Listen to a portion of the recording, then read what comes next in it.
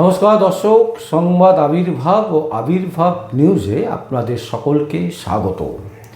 আমরা একটি সংবাদকে নিয়ে আপনাদের সামনে বিশ্লেষণ করব এবং যে বিশ্লেষণটি আমরা চাইছি আমাদের দুটো চ্যানেলে যারা দর্শক আছেন তারা যাতে জানতে পারেন, তারা যাতে বিষয়টা নিয়ে আগ্রহী প্রকাশ করতে পারেন। এবং বিষয়টা কিন্তু খুব গুরুত্বপূর্ণ।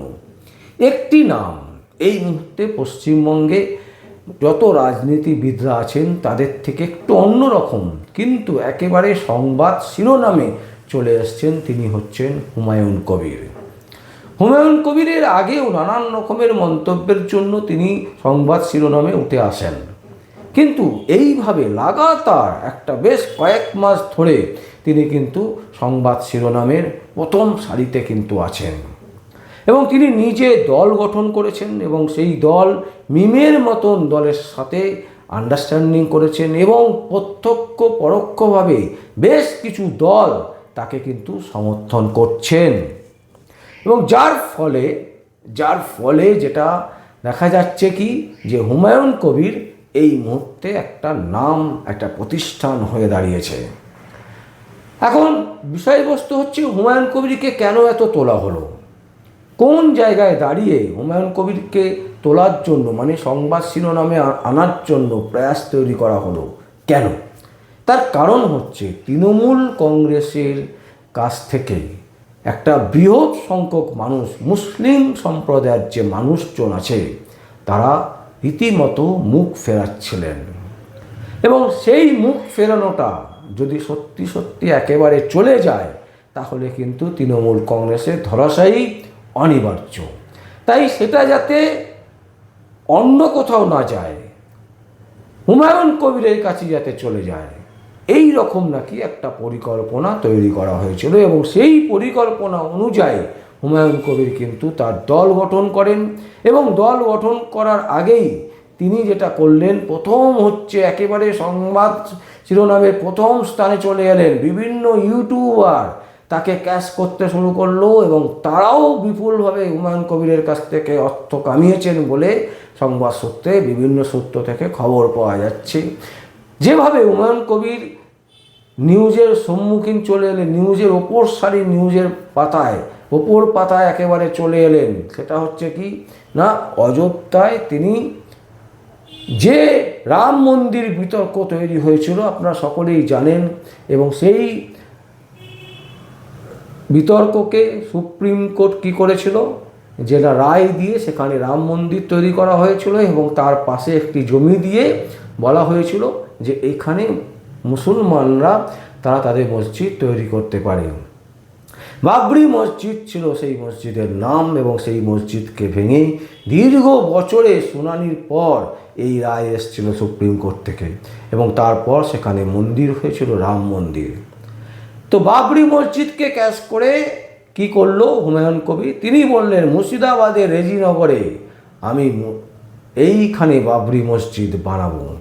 আর সেই বাবরি মসজিদের নাম করে কোটি কোটি টাকা তার কাছে চলে এলো, তার অ্যাকাউন্টে চলে এলো, তার ট্রাস্টের অ্যাকাউন্টে চলে এলো। হুমায়ুন কবির ফুলে ফেঁপে উঠলেন। তিনি দল তৈরি করলেন, প্রার্থী ঘোষণা করলেন, মিমের সাথে আন্ডারস্ট্যান্ডিং করে যৌথভাবে প্রার্থী দিলেন। এবং শুধু তাই নয়, প্রতিষ্ঠিত রাজনৈতিক দল দু একটা আছে তারাও তার সাথে যোগদান করলেন, তারাও তাদের সাথে হাত মেলালেন। আর এই হাত মেলানোর যারা একেবারে বলা যেতে পারে কাজ করেছেন, হাত মেলাবার জন্য যারা উৎসাহ প্রদান করেছেন, তাদের মধ্যে অন্যতম হচ্ছে বিভিন্ন ইউটিউব চ্যানেল। শোনা যায় যে হুমায়ুন কবিরের কাছ থেকে তারা লক্ষ লক্ষ টাকা ইনকাম করেছেন এই সংবাদকে সাধারণ মানুষের কাছে পৌঁছে দিতে। এটা করার মূল কারণ হচ্ছে যাতে মুসলিম সম্প্রদায়ের যে ভোট, সেই ভোটটা মমতা ব্যানার্জির কাছ থেকে সুইং করে চলে যায় হুমায়ুন কবিরের কাছে। হুমায়ুন কবির তারপর তার মতন করে তিনি খেলবেন, কোন দিকে যাবেন কোন দিকে যাবেন না। কিন্তু দুর্ভাগ্য হচ্ছে কি না, হঠাৎ করে একটি ভিডিও প্রকাশিত হয়েছে যার সত্যাসত্য কেউ জানে না। সেটা এআই দিয়ে তৈরি না হুমায়ুন কবির নিজে বানিয়েছেন বা নিজে বলেছেন, সেটা কিন্তু কেউ এখনো পর্যন্ত বলতে পারেননি।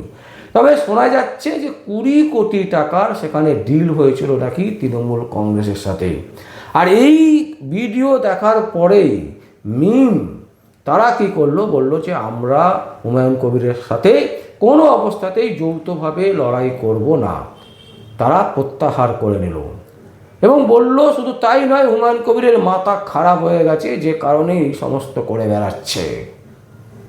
এখন প্রশ্ন হচ্ছে এতে হুমায়ুন কবিরের লাভ হলো, হুমায়ুন কবির কেন বলতে যাবেন? আর 20 কোটি টাকা যে ডিল, সেই ডিলটা কিসের জন্য, কোন কারণে?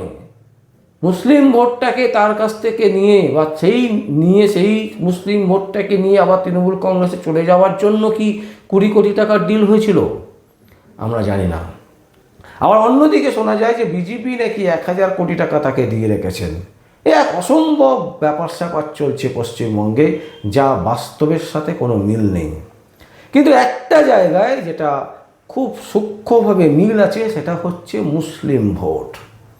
মুসলিম সম্প্রদায়ের ভোট যদি তৃণমূল কংগ্রেসের থেকে 25% বেরিয়ে চলে যায়, তাহলে কিন্তু তৃণমূল কংগ্রেসের ধরাশায়ী 100% আর মুসলিম সম্প্রদায়ের মানুষ যদি 33% মানুষের মধ্যে যদি 25% মানুষও তৃণমূল কংগ্রেসকে ভোট দিয়ে দেয়, তাহলে কিন্তু তৃণমূল কংগ্রেস চতুর্থবারের জন্য আবার গঠন করবে রাজ্যের সরকার। তাহলে এখন কার লাভ? তৃণমূল কংগ্রেস থেকে হুমায়ুন কবির বেরিয়ে গেল, দল করলো এবং হুমায়ুন কবিরের কাছে মুসলিম ভোটটা চলে এলো। মুসলিম ভোট নিয়ে হুমায়ুন কবির আবার চলে এলো হচ্ছে তৃণমূল কংগ্রেসে। তাহলে লাভ কিন্তু তৃণমূল কংগ্রেসের, কারণ তৃণমূল কংগ্রেসের লাভ এই কারণেই, তৃণমূল কংগ্রেসের সুপ্রিমো মুখ্যমন্ত্রী মমতা ব্যানার্জির কাছ থেকে ভোটগুলো চলে যাচ্ছিল অন্য জায়গায়। কারণ মুসলিম সম্প্রদায়ের মানুষ, তাদের মধ্যে ক্ষোভ তৈরি হয়েছিল, তারা তৃণমূল কংগ্রেসকে আর সহ্য করতে পারছিল না। এখন কি হলো? এখন যেটা হলো যে হুমায়ুন কবির সেই ভোটগুলো যদি পেয়ে যায়, তাহলে কি হবে? হুমায়ুন কবির আবার সেই ভোটগুলোকে নিয়ে তৃণমূল কংগ্রেসের কাছে চলে আসবে। ফলে জামাই আদর, এই শব্দগুলো বলেছিল হুমায়ুন কবির যে আমাকে জামাই আদর করে রাখবে। সত্যি তাই। যদি সব মুসলিম ভোট, 25% মুসলিম ভোট যদি এই জোটের কাছে চলে যেত, তাহলে এই জোট কিন্তু অনায়াসে তৃণমূল কংগ্রেসকে নাচাতে পারত। কিন্তু দুর্ভাগ্য হচ্ছে যে এই 20 কোটি টাকার যে প্রস্তাবনা, যেটা ভিডিও ফুটেজ বেরিয়েছে এবং যেটা শুনে মিম কি করলো, তারা তাদের প্রত্যাহার করে নিল। তাদের যে যৌথ যে প্রচেষ্টা, সেই প্রচেষ্টাকে তারা ভেঙে দিল। তারা বলল যে আমরা হুমায়ুন কবিরের সাথে লড়ব না। এতে লাভ কার হলো? এতে কি লাভ হলো তৃণমূল কংগ্রেসের? হলো না। তার মানে কি হলো? এখন যেটা সব কিছু মিলিয়ে দাঁড়ালো, সেটা হচ্ছে হুমায়ুন কবিরের প্রতি যে বিশ্বাস মুসলিম সম্প্রদায়ের মানুষরা রেখেছিল, সেই বিশ্বাসে কিন্তু ধাক্কা খেল। হুমায়ুন কবিরের বিশ্বাসে ধাক্কা খেল হুমায়ুন কবির। তিনি যে বিশ্বাস অর্জন করেছিলেন যে বাবরি মসজিদ করব, মুসলিমদেরকে দেখব, মুসলিম সম্প্রদায়ের মানুষের পাশে থাকব, এই সমস্ত কিছু কিন্তু ফেক হয়ে গেল। এখন দেখার বিষয় হচ্ছে এই যে মুসলিম সম্প্রদায়ের যে ভোট, এই ভোটের একটা বড় অংশ কি আবার তৃণমূলের দিকে ফিরে যায়, নাকি ভাগাভাগি হয়ে বিভিন্ন দলে চলে যায়? যদি বিভিন্ন দলে ভাগ হয়ে যায়, তাহলে কিন্তু এই বাংলার যে বিধানসভা ভোট, এই বিধানসভা ভোটে কিন্তু একটা ঐতিহাসিক ফলাফল আসতে পারে, যে ফলাফল কোনো সমীক্ষাই কিন্তু এখনো পর্যন্ত দেখায়নি। আর যদি ভাগাভাগি না হয়, যদি সুইং করে তৃণমূলের ওপর বিশ্বাস তৈরি করে ফেলে আবার যে না, অন্তত মমতা ব্যানার্জি এই রকম মিথ্যে বলে না, তাহলে কিন্তু তৃণমূল কংগ্রেস আবার চলে আসবে এই রাজ্যে সরকার গড়তে। এখন দেখার বিষয় হচ্ছে মুসলিম ভোটটা কিভাবে সুইং করছে বা কিভাবে ভাগাভাগি করছে। তবে এটা পরিষ্কার, হুমায়ুন কবির যে বিশ্বাস অর্জন করেছিল, সেই বিশ্বাসে কিন্তু তিনি আঘাত দিয়ে দিয়েছেন। সেই বিশ্বাস কিন্তু আর হুমায়ুন কবিরের প্রতি মুসলিম সম্প্রদায়ের মানুষের নেই। দর্শক, আমরা এই সংবাদ আপনাদের সামনে তুলে ধরলাম শুধু একটাই কারণে, যে মুসলিম ভোট কোন দিকে যাবে। আমরা এর পরবর্তী যে এপিসোডগুলো নিয়ে আসবো, তাতে অন্ততপক্ষে একটি এপিসোড আমরা করব যে মুসলিম ভোট কিভাবে সুইং করতে পারে বা কোন দিকে সুইং করতে পারে, তার একটা জাজমেন্ট, তার একটা অনুভব আপনাদের সামনে তুলে ধরার চেষ্টা করব। আর আপনারা ততক্ষণ চোখ রাখুন সংবাদ আবির্ভাব ও আবির্ভাব নিউজে। আমার নাম বিশ্বজিৎ পাল, আবির্ভাব নিউজ এবং সংবাদ আবির্ভাবের জন্য।